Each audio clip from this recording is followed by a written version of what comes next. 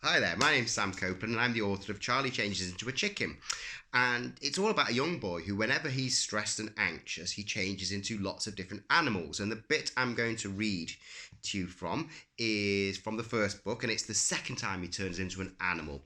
And his name's Charlie, and his mortal enemy is Dylan. Dylan was pinging paper missiles at him, using a rubber band as a catapult. Charlie swung round. "Cut it out, Dylan," he whispered. Dylan grinned at him, a grin that said, "I'm really not going to cut it out, but thanks for the feedback." Charlie turned back to his test again. A few seconds later, another missile hit. "Just cut it out," Charlie whispered, but just that little bit too loudly. "Right, who was that?" shouted Mr. Wind. Quick as a flash came the reply from Dylan. "It was Charlie, sir. He's trying to distract me." "Right, Charlie McGuffin, I warned you. You know the way to Miss Fire's office." Charlie tried protesting. "But, sir—" "Now, McGuffin!" Mr. Wind pointed to the door.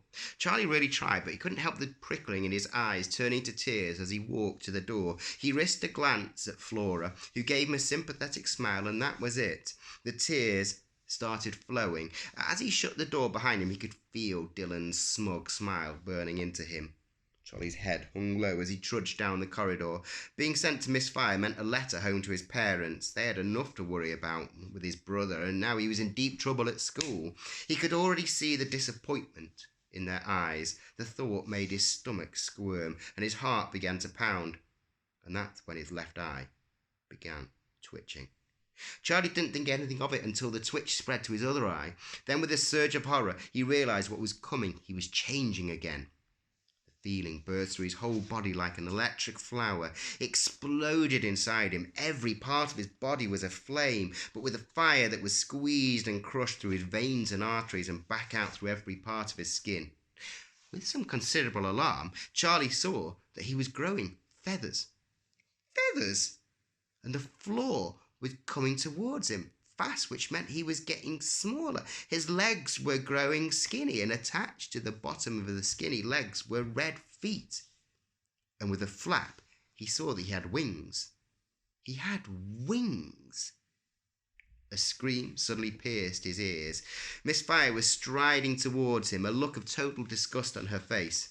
Charlie flapped in panic, and Miss Fire gave another squeal of disgust. She had her arms spread, trying to corner him. A door suddenly opened next to him. It was Maisie 1 from 1F, and as soon as she saw Bird Charlie, she ran off down the corridor screaming. The door was swinging closed, but Charlie saw his opportunity and flapped his way through. It was a bathroom. With another flap, Charlie hopped onto the edge of the sink, and there, reflecting back at Charlie from the mirror, was a bird, a plump grey bird with an iridescent purple and green neck. Charlie was a pigeon. The door burst open and Miss Fire stalked in, edging round Charlie to open the window. Then she started waving her arms at Charlie, trying to force him out. Charlie didn't need any more encouragement. With one beat of his wings, he was out the window, and with another, he was into the playground. He was free. He had escaped. He was a pigeon. Settling on the tarmac, Charlie bobbed uncertainly forward, unsure of what to do with himself. Before he had time to gather his thoughts, a startling flap of wings nearly made him jump out of his feathers. Another pigeon had landed next to him. It was pacing back and forth around him, head bobbing, neck feathers glinting in the sunshine. It had gnarled toes, and one foot was just a stump, like a lump of popcorn. Its eyes, little black holes in burnt orange, were, and Charlie could not mistake this, staring straight at him. The pigeon cooed, deep and low, and to Charlie's utter shock, he realised it was talking to him. He could understand pigeon, and the first words that he heard the other pigeon say were, "Hello, you beautiful, delightful little pigeon.